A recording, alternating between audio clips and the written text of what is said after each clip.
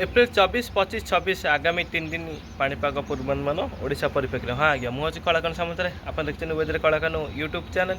आपण को आम चैनल को स्वागत। जब कहता एक बड़ अपडेट रही राज्य में ग्रीष्म लहरी जारी रही किंतु आश्वस्तिकर खबर होची कि वर्षार संभावना 27 तारीख ठू देखा मिल पारे।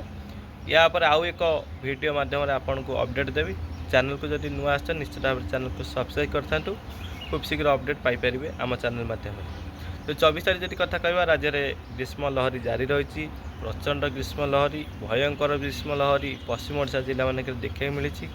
44.6 डिग्री जहाँ झारसुगुड़ा देशर 1 नंबर उत्ताप सहर भाव में परिणत हो 22 तारीख जदि कथा कहता उत्तर प्रदेश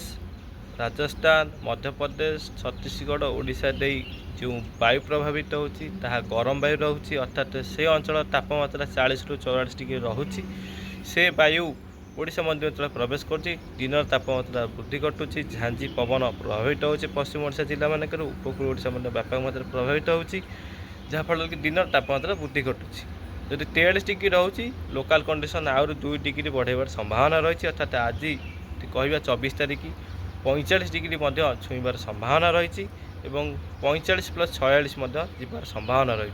तो ये स्थिति पश्चिम ओडिशा जिला मानक उपकूल ओडिशा कहवा झांझी पवन हो प्रभावित कर गुलुगुली व्यापक मात्रा प्रभावित कर उत्तर ओडिशा दक्षिण ओडिशा तापमात्रा वृद्धि घटव तापमात्रा जब कहवा उपकूल ओडिशा 43 डिग्री छुईबार संभावना रही 43 44 जीवार संभावना रही उत्तर ओडिशा तापमात्रा 42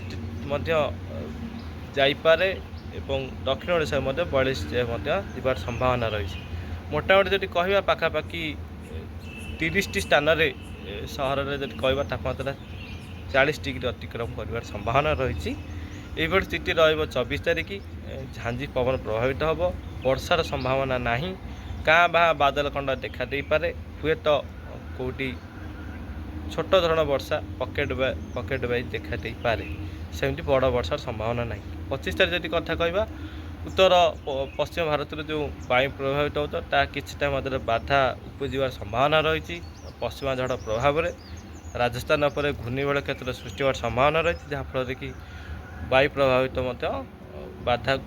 उपजी पारे जहाँफल तापमात्रा हुए तो 1 ରୁ 2 डिग्री कमिबार संभावना किंतु तापमात्रा 43 ରୁ 45 डिग्री रही संभावना रही पश्चिम ओडिशा जिला मानक उपकूल ओडिशा ताती 41 ରୁ 43 डिग्री दक्षिण ओडिशा उत्तर ओडिशा तापमात्रा यदि कहवा पाखापाखि 40 ରୁ 42 डिग्री रही संभावना रही। वर्षा जदि कहवा कालबैशाखी वर्षा सेमती बड़ धरण ना 25 तारीख उत्तर ओडिशा दक्षिण ओडिशा क्या भा बादल खंडा देखा दे पारे हुए तो छोट मोट पकेट एरिया रे वर्षा किछिका परिमाण देखा दे पारे बड़ धरण वर्षा संभावना ना। 26 तारीख जब कथा कहवा राज्य में बड़ परिवर्तन घटिव अर्थात उत्तर पश्चिम भारत वायु प्रभावित हम ओडिशा को किंतु दक्षिण पूर्व बंगोपसागर ओडिशा को वायु प्रभावित हो दुईट वायु मिश्रण फल पश्चिम ओडिशा ताती देखा मिल कि उपकूल ओडिशा गुलुगुली व्यापक मात्रा देखा मिल पारे। 26 तारीख अपराह समय जब कहवा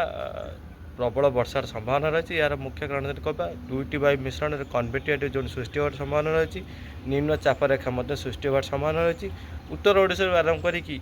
दक्षिण ओडिशा पर्यंत जब कहवा आभ्यंतरण ओडिशा वर्षार संभावना रही कोटी स्थान बिजुली घड़घड़ी व्यापक मात्रा वर्षार संभावना रही दिन तापमात्रा कहवा 40 ରୁ 44 डिग्री पश्चिम ओडिशा जिला मानक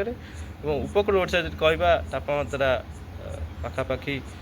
39 ରୁ 42 डिग्री 43 डिग्री रही संभावना अच्छी उत्तर ओडिशा दक्षिण ओडिशा तापमात्रा 40 ରୁ 41 डिग्री रही संभावना यही स्थिति र26 तारीख राज्य में विभिन्न स्थान में वर्षा उत्तर ओडिशा दक्षिण ओडिशा और उपकूल आभ्यंतरण ओडिशा देखा मिल पाए किंतु 24-25 सेमती बड़ धरण वर्षा ना यही स्थिति पाणीपाग व्यापक मात्रा परिवर्तन घटार संभावना रही 27 तारीख ठू तापर खूब शीघ्र अपडेट आनी चैनल को सब्सक्राइब करते लाइक शेयर करें रही नमस्कार।